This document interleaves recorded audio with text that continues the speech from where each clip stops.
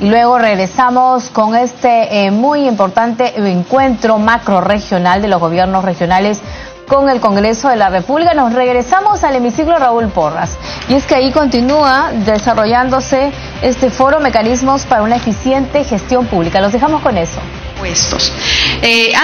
Tengo una presentación para obras por impuestos, pero antes de entrar a la exposición de obras por impuestos para contarles de qué se trata, quería desarrollar un poco el concepto de proyectos en activos, que es una modalidad nueva que creo que es muy importante que ustedes la conozcan.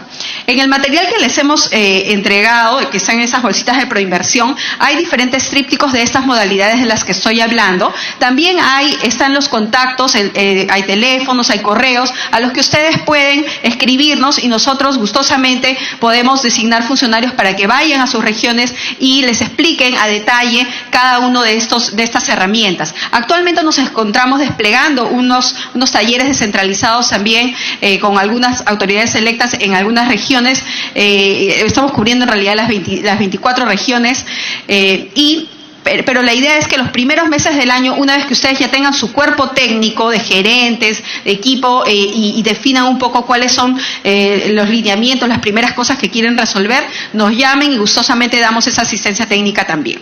Pero les hablaba de los proyectos en activos. Los proyectos en activos son una modalidad que permite al Estado, en este caso los gobiernos locales, poner en valor los activos que tenemos. Por ejemplo, soy un gobierno local y tengo un terreno hacia las afueras de la ciudad que no lo estoy usando y siempre está incluso con riesgo de que lo invadan, tengo que estar cuidándolo y no le está generando ninguna renta al municipio. Ese es un activo que tiene el municipio. Mediante proyectos en activos podemos poner en valor ese activo, que en este caso del ejemplo es un terreno, para que le brinde no solo un ingreso a través de una especie de, digamos, pago de alquiler, una cesión en uso al municipio, sino además podemos permitir, por ejemplo, que se desarrolle una industria que esté alineada con el plan de desarrollo concertado que tengo en mi municipio y que además genere empleo. Tenemos un caso de un proyecto en activo del gobierno regional de Piura, no esta gestión, sino incluso la anterior, ¿no? El gobierno regional de Piura tenía un terreno que es de varias hectáreas que estaba hacia las afueras, que sufría eso de que había gente que lo quería invadir. Entonces vino una empresa privada y le dijo al gobierno regional de Piura: gobierno regional de Piura, yo quisiera desarrollar en ese terreno una industria, una fábrica, digamos, de producción de etanol. El gobierno regional de Piura lo que hace, o como cualquiera de ustedes, cualquier gobierno local, recibe esa iniciativa del privado, tiene que realizar un análisis, hay una normativa específica de la cual, como mencioné, podemos dar nosotros la asistencia técnica, evalúa que esa industria está, digamos, alineada al plan de desarrollo que yo quiero para mi región, consideró que es algo positivo y le dio digamos, la aceptación a esa empresa privada para que en el terreno del Estado desarrolle una industria privada. Obviamente no es gratis, es a cambio de ¿qué? A cambio de una contraprestación hacia el gobierno regional. De esa manera el gobierno regional obtenía un rédito de la puesta en valor de su activo, que en este caso era el terreno, pero además también se generaba una industria, que la industria lo que genera es justamente empleo, generaba también el aprovechamiento de otro tipo de recursos en el caso del gobierno, de este ejemplo que he puesto, ¿no? En este año, en el 2018, hemos asesorado a varios gobiernos locales, municipalidades distritales, para hacer proyectos en activos, por ejemplo, para desarrollo de vivienda social. Recientemente la Municipalidad Distrital de Pacasmayo ha adjudicado un proyecto en activo para el desarrollo en un terreno del gobierno local, el desarrollo de un proyecto de vivienda social, que además, como saben, nos trae más ciudadanos formales en nuestros municipios, que significan más contribuyentes y más ingresos también para el municipio, ¿no? Entonces, hay una serie de oportunidades que aprovechar en este mecanismo de proyectos en activos que considero importante que ustedes tengan en cuenta. Bueno, nosotros ahora vamos a entrar un poco a conversar sobre qué es obras por impuestos.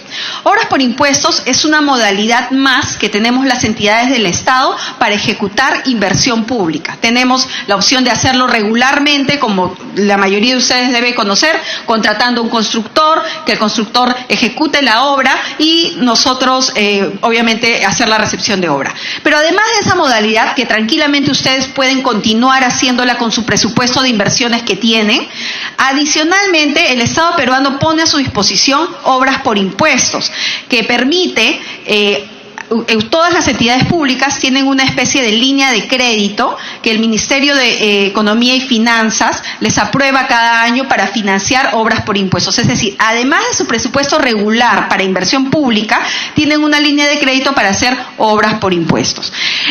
Esta modalidad consiste en interesar a través de un concurso a una empresa privada que va a encargarse de financiar esa obra.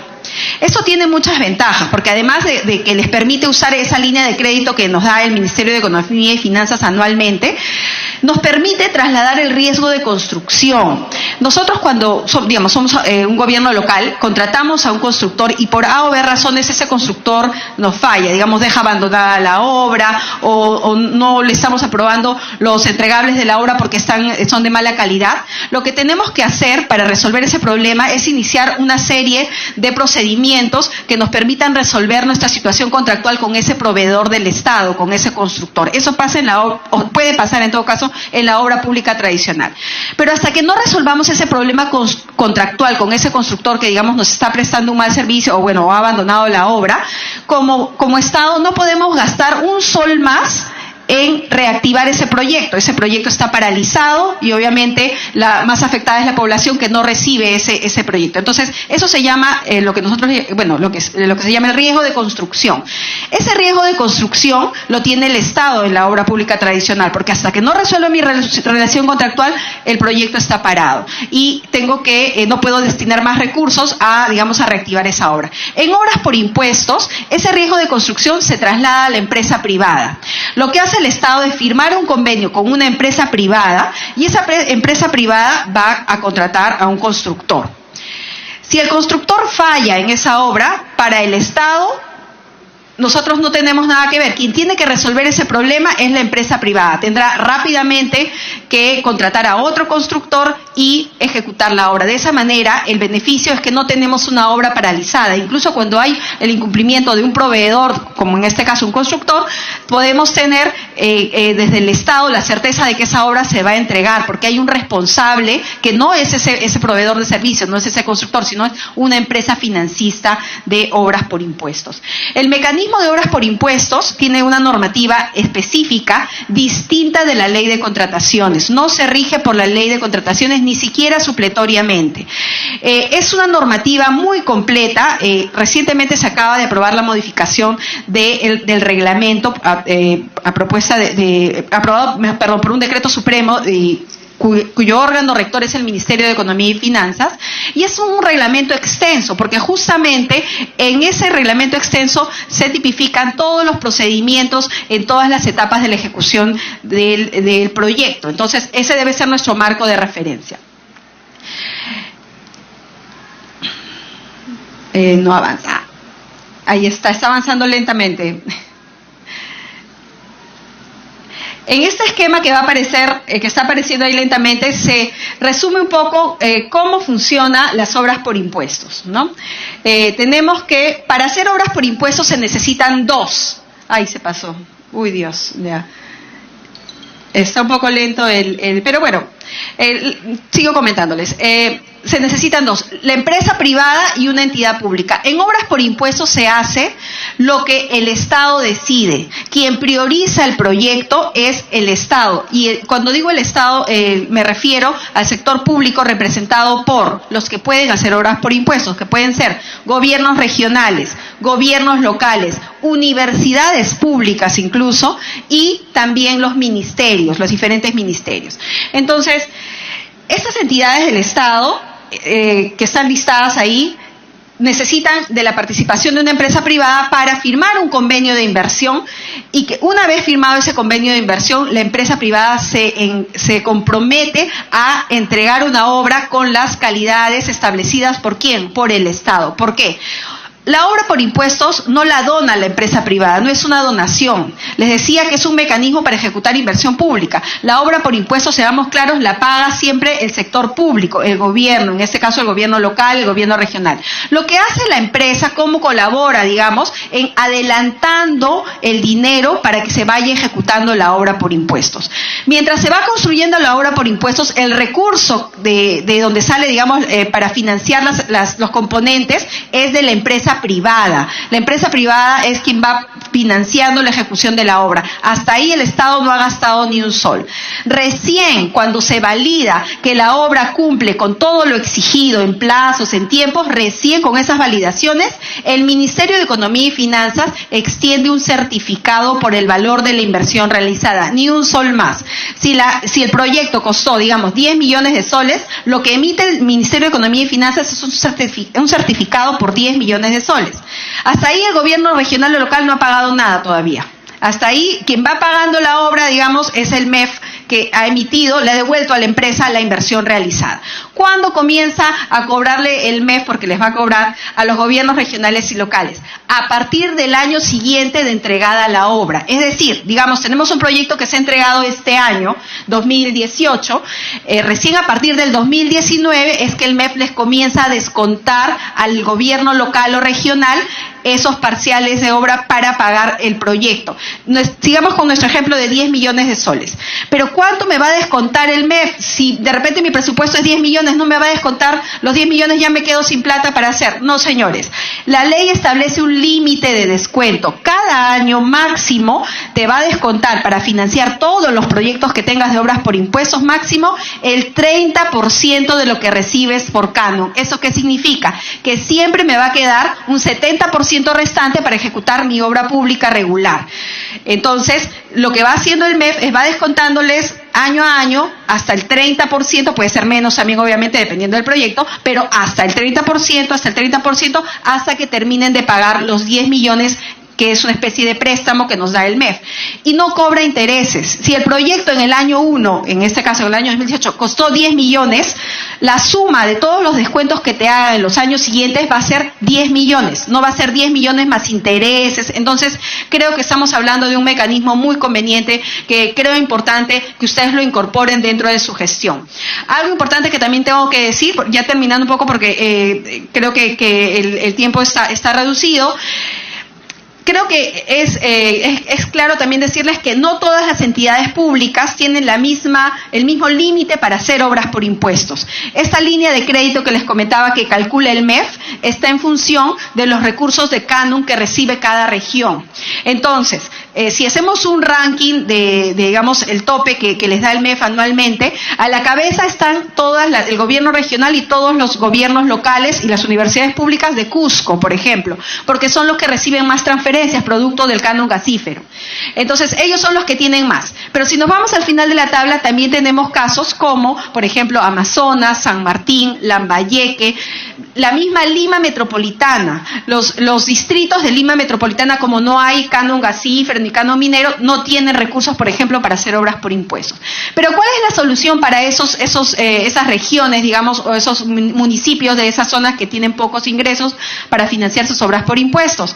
El Estado hace algunos años también modificó la ley de obras por impuestos y permite que los ministerios financien obras por impuestos. Entonces, si soy un alcalde de esa zona que actualmente no puedo hacer obras por impuestos porque ya no tengo límite, ya no tengo tope, porque puede ser también que la anterior gestión usó todo el tope y pues, de repente estoy en Cusco, pero se usó todo el límite, ya no tengo límite. ¿Qué puedo hacer? Lo que puedo hacer es gestionar con los ministerios respectivos que las obras que vayan a hacer esos ministerios principalmente se ubiquen en la zona donde yo estoy. Puedo coordinar con el ministro, por ejemplo, o la ministra de Salud y decirle, mire, tengo esta necesidad, podemos alocar el presupuesto de obras por impuestos del ministerio de repente en mi zona con un establecimiento de salud tipo 2 o con un hospital. Si soy una región que tengo, de repente no soy de los más altos que tiene disponibilidad para hacer obras por impuestos, pero soy en el rango medio, puedo proponerle lo mismo a la ministra, pero si tengo algo que hacer puedo decir, mira, cofinanciemos un proyecto, porque eso es algo que también se puede hacer. Digamos, un hospital de 80 millones de soles, si soy un gobierno regional, puedo decirle, mira, yo pongo 50 millones y tu Ministerio de Salud pon 30, o al revés, la proporción es un ejemplo.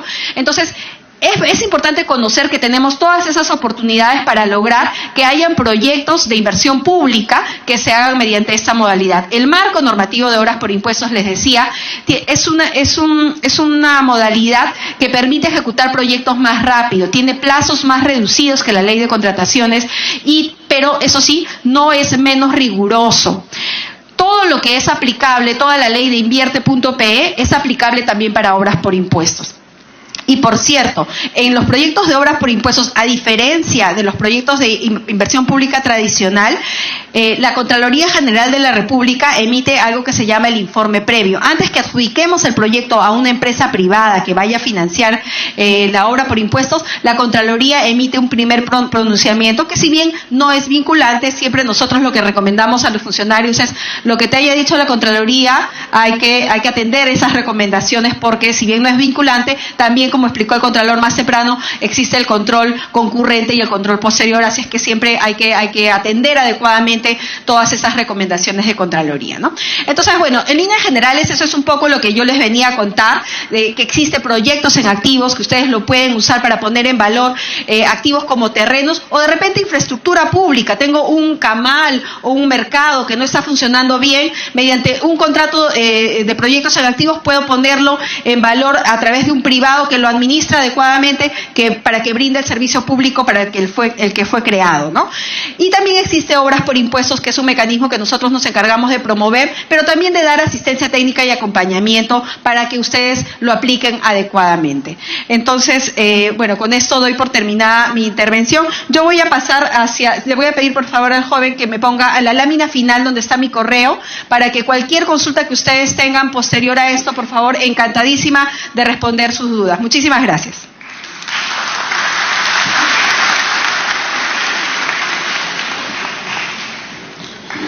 Bien, gracias también. Y al respecto, mencionarles nuevamente que las exposiciones, las fotos y toda la información estará en la página web de la Oficina de Cooperación Internacional del Congreso de la República.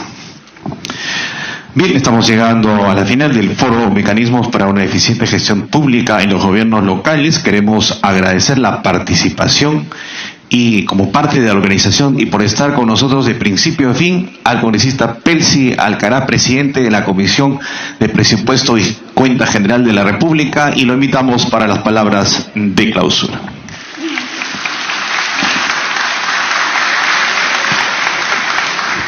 Tengan todos muy buenas tardes. Saludo cordial a esta linda mesa que nos acompaña y también sobre todo a ustedes.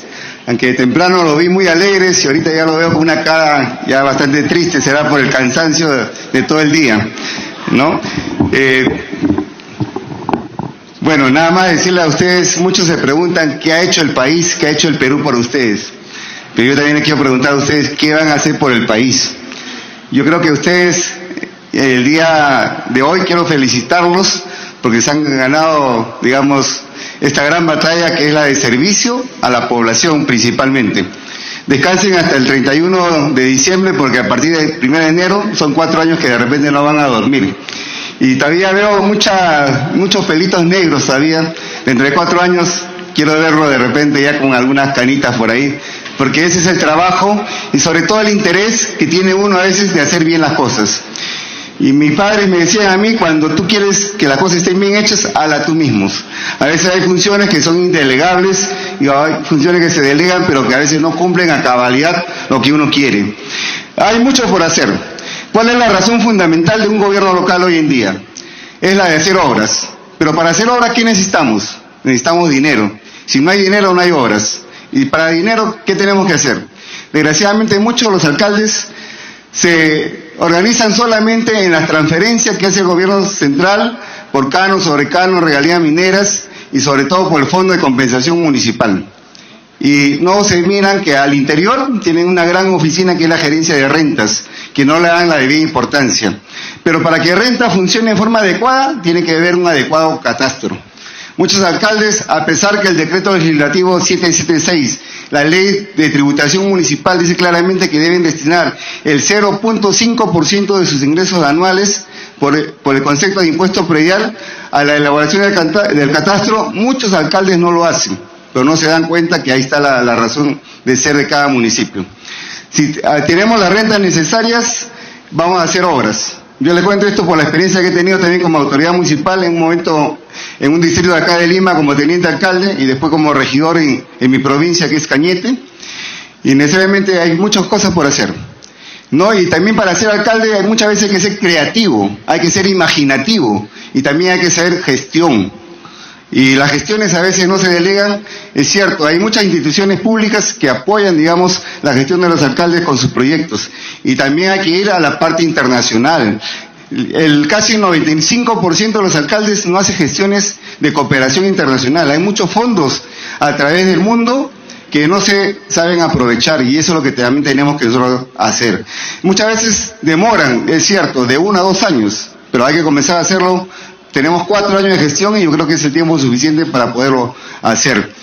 No les quiero cansar, sé que están cansaditos, están con hambre muchos, ¿no? Y nada más quiero felicitarlos porque han presentado el día de hoy ese gran interés, ese gran empeño de acompañar, de venirse a capacitar. De repente este tipo de charlas también que se han vertido el día de hoy, la vamos a replicar en el resto del país porque es necesario.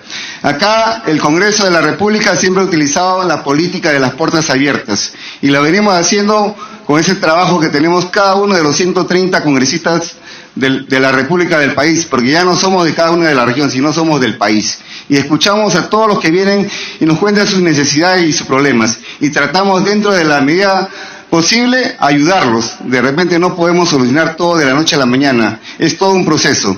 Nos falta, digamos, el 75% de infraestructura pública en el país. Tenemos todas deficiencias de agua y desagüe principalmente, de pistas y veredas. De repente, de la parte también deportiva donde tenemos que orientar a la juventud. De repente, porque en un momento dado había demasiados pirañitas, porque esa juventud no tenía un horizonte, no tiene un futuro, no tenía a dónde ir. Y de repente, antiguamente había el deporte. Existía en el colegio antes ese famoso curso de educación física, que hoy en día en muchos colegios ya no se practica. Ya por eso que no tenemos buenos deportistas. A pesar que este año que viene, 2019, somos sede de los Juegos Panamericanos, pero de repente no tenemos buenos deportistas. Pero yo creo que nunca es tarde para comenzar a hacer las cosas. Y lo que decía cierto esta mañana nuestro amigo Rodríguez Vélez, yo le hacía recordar que ahí donde está sentada la señora Moya, regidora de la provincia de Huarochirí, 12 años de mi vida también yo pasaba sentado ahí cuando este era el Senado de la República, cuando era coordinador parlamentario de la presidencia del Consejo de Ministros. Y me acuerdo que también Rodríguez Vélez todavía tenía pelo cuando era todavía relator adjunto. Miren ustedes, qué bonito esos recuerdos, y aquí funcionaba el Senado de la República donde eran 60 mejores hombres, muy bien ilustrados y con conocimiento del país, y esa cátedra que nos daban cada una de las tardes, desde las 5 de la tarde hasta las 2, 3, 4 de la mañana que terminaba ese tiempo en el Senado. Y cuando era el último día de legislatura, ese reloj que están ahí, ustedes ven, se paraba a las 12 de la noche y seguía hasta las 10 de la mañana del siguiente día paralizado y se decía, levanta la sesión a las 12 de la noche, pero ya era las 10 de la mañana del siguiente día. Miren ustedes cómo se trabajaba arduamente, ¿no? Y eso es lo que también quiero decirle a ustedes, que no desmayen esfuerzo. Escuchen a su población, no se alejen de su población. Una autoridad se debe a su pueblo y tenemos que trabajar de la mano con el pueblo. Qué bonito es trabajar, digamos, esa mancomunidad, pueblo, autoridad juntos. Podemos desarrollar juntos la solución a los problemas. Muchas veces la población quiere que la autoridad los escuche y muchas veces también solo estamos cansados y decimos, no, mejor no te escucho mañana o pasado, pero no saben la necesidad y los problemas que tiene esa persona. Por eso es muy importante escuchar a todo el mundo, aunque sea 1 o 2 minutos, que sea decirle, mira, estoy apuradito, pero te escucho un ratito, dime la mía, qué es lo que deseas, qué es lo que buscas, y vemos la forma de poderlos ayudar. Y también siempre hay que decirle la verdad.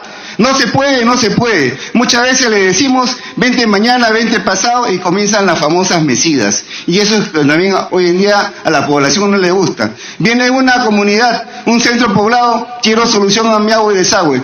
Y a veces le decimos a las autoridades pensando hacer las cosas, en medio año te soluciono. Pasó medio año, no soluciono el problema. En medio año más dame por favor. En un año te soluciono. Pasan los 4 años, no lo solucionamos. Y ese pueblo al final nos reclama y nos juega en las ánforas. Y eso es lo que hay que decirle la verdad. Y de repente buscar alternativas y soluciones. Y también hoy hay trabajos o oficinas que apoyan mucho. De repente muchos no conocen el famoso programa Trabaja Perú. Y esto, digamos, es una forma de mover también la economía interna de cada población, porque el Estado, a través del Ministerio de Trabajo, le da los fondos necesarios para hacer esas obras, y se contrata al personal de la zona, y ese dinero se queda en la zona. Y ustedes fíjense que muchas veces cuando se hacen las obras por contrata, viene una empresa de afuera, trae trabajadores de afuera y toda esa plata se la lleva afuera. Y por eso es que de repente muchas veces somos más pobres. También hay que aprender a hacer obras por administración directa. Y es donde nos da a veces mucho más réditos. Porque estamos de la mano con el trabajador, estamos de la mano con la población y solucionamos en forma directa los problemas que ellos tienen. Podría estar todo el día contándoles mis experiencias municipales, pero yo sé que el hambre nos gana y nada más quiero decirles a ustedes, el pueblo ya hizo algo por ustedes, ahora ustedes tienen un gran compromiso con la población y tenemos que hacer algo por ellos. Y con estas palabras finales, declaro clausurado este gran evento. Muchas gracias, muy buenas tardes.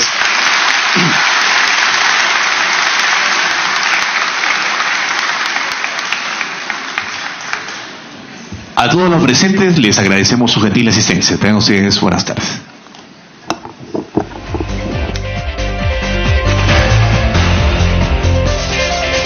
Bien, ahí escuchábamos al congresista Percy Alcalá clausurando este foro titulado Mecanismos para una eficiente gestión pública en los gobiernos regionales y locales, que contó con la presencia del Contralor General de la República, Nelson Schack.